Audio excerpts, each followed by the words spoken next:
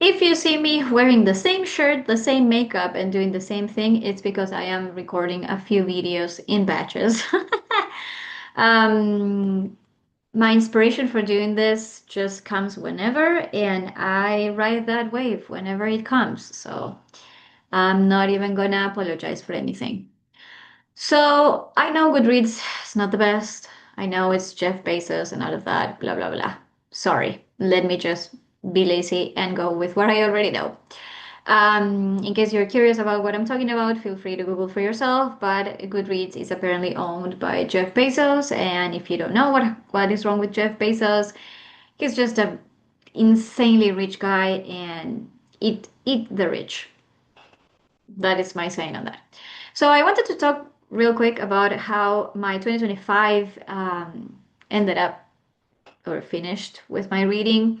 June last year, I had done a mid-year tag, and I was like halfway through my challenge, I think, or something like that. So by December, I was able to read like 3 books or finish a few that I had already started for my master's. So that was very useful for me. So I read 18 books last year, which was 3 more than my challenge, which was perfect. Being able to complete the challenge is already good enough, but being able to read more than what I had already like stipulated is it's ideal. I read supposedly 5,520 pages. Of course, Goodreads calculates based on the edition that they have there. I'm lazy to go and change the edition, so whatever. This is just something. So my shortest book was James and the Giant Peach by Roald Dahl, and my longest book was Girl, Woman, and Other by Bernardine Evaristo. Supposedly my average length was 300 pages, and these are just most shelved and least shelved compared with other users on Goodreads. So let me just get into the books. Let me see if I can order them. Ah, okay. So during the first half of the year, I had read this. One, two, three, four, five, six, seven, eight, nine. I have already talked about these. I'm not gonna go back into them. I'm just gonna focus on this. During the second part of the year, I read Rebecca. I documented my reading experience, which was amazing. I loved that book to death. Then I continued reading. Can't quite remember if I read the Apothecary Diaries 5, 6, and 7 after that, or it was Transcendent Kingdom. Can't quite recall. I just continued reading the Apothecary Diaries. It's a hugely enjoyable series. I am currently stuck in book 8. I couldn't continue, but it's just light reading, so not that worried about that. Then I read Transcendent Kingdom by Ya Gyasi. I had started reading the book for one of the seminars of the first term, so I just continued reading it because I was already hooked on the story. And it is now I'm having like a weird yes, I remember. So children of African parents, I don't remember the country they come from. I'm so sorry about that. They moved to the United States. The family moves to the States. And now that I think about it, this book is very similar to A Girl is a half formed thing. Um, so the main character is the girl of the family, and she documents her life as a child of immigrants and how disconnected she feels from her mother's homeland, from her parents' homeland, how she loses her brother to addiction, and how she is studying to become, can't remember if a PhD candidate or something like that, but she's a scientist. And so the whole of her, um, like not her issue, but there's a fragmentation of the narrative because we are constantly back and forth in between present and past. And the other thing is that she, being a scientist and a person of the hard facts, struggles with her religion because they come from countries that were colonized and religious was enforced. And her mother did the exact same thing to her. Like they were religious and they were supposed to go to church and be good and etc. So the main like a problem or issue that is discussed in the novel is this idea of science versus faith. It's a very compelling story. I feel like as of lately, I am enjoying stories of normal people going through life and the hardships that they have to face and how they face them and the lessons that they learn. I think that for me right now, that's very important. Being in my 30s, um, it feels like I need to see how other people are living or what experiences people go through, even if these are not autobiographical or they are not based on real people. They go through real things, things that can happen to anybody. Um, and so it's a way of therapy for me. It's cathartic. And it helps me live some things through other people or evaluate my own emotions regarding certain issues. So I think that reading these kinds of books at this age is actually exactly what I need. Of course, I do love my romantasy and my fantasy and my period dramas, but most of the time, I feel like I am now more compelled by people, humans living through regular human kind of things. So I highly recommend it. Of course, it's strong. There's trigger warnings regarding abuse, regarding substance abuse, um, and uh, dysfunctional families, and things like that. So after that, I read This Mournable Body. Takes place in Africa. Our main character, she Um, we find her in like a weird transitional moment in which she's trying to leave a women's hotel.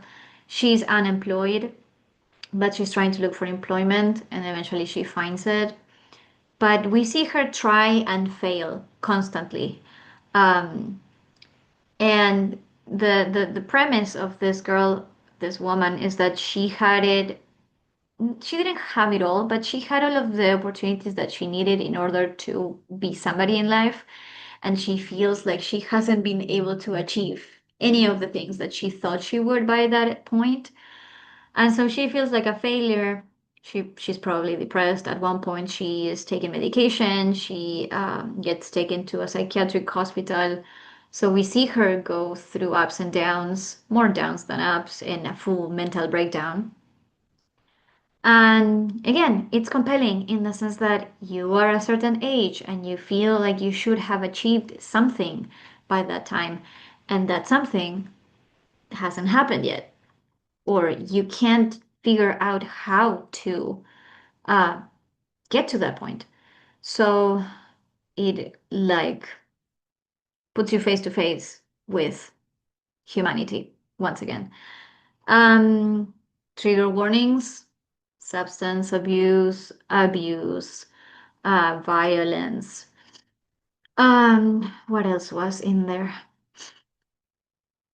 Nothing else that I can remember. But as you can see, all of these books that I will be mentioning now follow a similar trend, and most of these are post-colonial literature. So, I thought I wasn't going to like this kind of literature, but I actually do. So, it's good to be sort of forced to read for my seminars and then finding out that, hey, I enjoy what I'm reading. It's actually nice to take a look at something different that is compelling and tells you a story of struggle, people struggling, and how do they get through those struggles. And no matter how many times she failed and all of the things that she had to go through, she eventually was able to fuck up horribly, like real bad things that were beyond her control, really. But how she struggles with presenting an image of herself that is not real, how she really feels, her family's expectations, and the fact that she left her village in order to pursue city life. And then after fucking up very bad, how she starts again from scratch. So there's always this idea of the silver lining and all of the ways that you can reinvent yourself as you traverse through life. After that, I think I read Girl, Woman, Other, which is quite the experience. If you like multiple POVs, this book is for you. It doesn't have two, three, four, or five. It has a ton of POVs because each section is divided into chapters, and each of those chapters is from the perspective of a different character. And the fun thing is that really um, had me really trying to keep up. The characters, some of them are related to each other, like cousins, sisters, mother, child, and in some other ways they have a connection in common, not necessarily blood, but like friend or somebody that they know, coworker, etc. So it's very interesting to try to keep up with that. I had to look for a family tree after I finished because I was like, who was what? So that was fun. And again, it's a this is not so post-colonial necessarily. It's more on the feminist kind of literature of all of the main characters are women or non-conforming gender non-conforming gender people. I don't know if I'm saying that right. There's no cisgender male being part of this narrative. They don't take center stage. It's all women and feminine characters and gender non-conforming. There's, I think, a non-binary character, if I'm not mistaken. I think it's Morgan. Um, and there's LGBTQ relationships and people coming into terms with their truth after quite a long time. Like there's people of different ages, mainly adults, um, like adults in their 20s, 30s, 40s, 50s, 60s, 70s, 80s. There's a grandma in her 90s. So it takes this multiple points of view and explores the each person's history, I would say. And again, how they have achieved whatever they have or the hardships that they had to go through um, with their marriages, with their jobs, with their education, with rape, with abuse. So again, very compelling stories told in sometimes a little bit of regular narrative, some other times in the form of like poem sort of. I can't remember if there was stream of consciousness, but perhaps there is. So it's not what you would expect from a novel. Then I think I read, can't remember if I read Happy Place or A Girl is a Half-Formed Thing first. Let me look for the order because this is going to drive me insane and I do need to know what order I read them in because one thing is to finish my year with here, with one thing and then with the other. Gonna here. 2025. Okay, let me see. Oh my gosh. Okay. So after that, I read Happy Place by Emily Henry. I needed something light and fluffy, and I wanted to start getting on with my physical TBR. I didn't like this book. I mean, the first third of the book was kind of odd. It really didn't get me hooked immediately. I just couldn't figure out why I had to care about these characters. And in this book, she does something that gives me the ick, which is sometimes authors find a phrase or a fixed expression that they will repeat over and over again. And it feels cheap. It feels, I don't know, I don't really like it.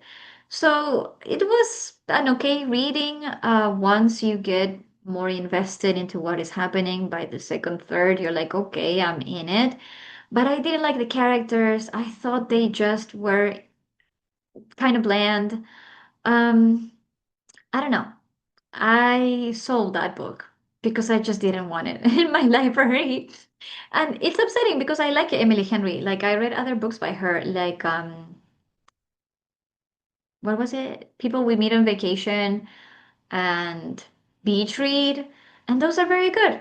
But this just didn't hit the spot for the yearning, the regret, the angst. It just wasn't powerful enough. And to finish the year, I read A Girl is a Half-Formed Thing. Don't read this book if you're not ready to see the main character. How can I say it? She doesn't succeed, straight up. This is very similar to a Transcendent Kingdom. It's a family of three. The father passed away, and the older brother, the one and only boy, when he was a baby or he was young, he had a brain tumor. They had to operate on him, and um, it's very clear that he had some uh, lasting effects or secondary effects after that surgery, and how this impacts his lived living later on. So it's a very difficult book to read because this is straight up stream of consciousness. The first couple of the first several chapters, like I don't know, because we start off with our main character being very young, so you will read her thoughts like she had them when she was a child. Sometimes incongruent, sometimes you can't really make sense of what is going on, so it's a tough read in that sense. Then once she becomes a young, like slightly older child and becomes a teenager, you're able to follow more clearly, but you still need to identify the members of her family by her saying she, you, so no names, just pronouns. And she, again, a very religious family, at times abusive. She's abused by her uncle, and she is mistreated by her mother because she's prioritizing the older son, which has these complications from the surgery. He's not very good at school. He is not accepted into any university. He's not even accepted into the army when he finishes high school. So he works as a stacker in a supermarket. And so the mother is focused on that, on being able to help her child whatever way she can, and her daughter is out there being a wild child, rebelling in a way that most people would say she's just trying to get her attention, and it's like fair, but the way in which she rebels, um, it's kind of odd. I wasn't expecting it, and then as we progress in the story, things just don't get any better for her. So it's tough, honestly. When I finished this book, was I was questioning my life choices. I had to read like the first couple of chapters for my class, so I hadn't gone further into detail into what the book was about. People are probably giving it this rating because it's hard to read, but it's harsh. It's hard. It's not. It doesn't have a happy ending, so keep that in mind. And all of the warnings that I have already given regarding all of these books containing abuse and some kind of violence towards people, things like suicides and deaths. But they are very crude and raw stories that, for me at this point in my life, are very compelling, like I said. So that was my 2025 in my reading. I would say it was a very productive year with a bit of everything. I started off with a lot of fantasy and happy fun times, and then it just went downhill from there. I have no clue what I will be expected to read for this year in my seminars and my classes. I'll approach it with an open mind. Right now, I have to read Lolita, reading Lolita in Tehran, and then I have to reread Slaughterhouse 5 and Atonement. Those four books I need to read for my final papers. So Lolita I have already read. Atonement, and Slaughterhouse-Five I have already read. The only one new would be reading Lolita in Tehran. And then I have things to read like, well, as you can see here, Sally Rooney, Frankenstein, and then some. Well, I have to finish with the True Blood series, and I just wanted to read more vampires, to be honest. But I have been collecting things into my to read list for a while. I, yeah, I have been unable to read much outside of what I'm expected to read for my classes, and I don't really buy books anymore. Like I bought two the other day just to complete a trilogy of The Cruel Prince and my collector's edition of Six of Crows because it slaps. I love that duology to death, and so having the collector's editions was very important for me. And I look very red right now. There we go. So I don't know what else I had said that I was going to make an update on, but at least two videos in one day, pretty good. So I think that's it for today. I have to go get some lunch, I believe. So I will be seeing you when I can. Also, look at my cool shirt.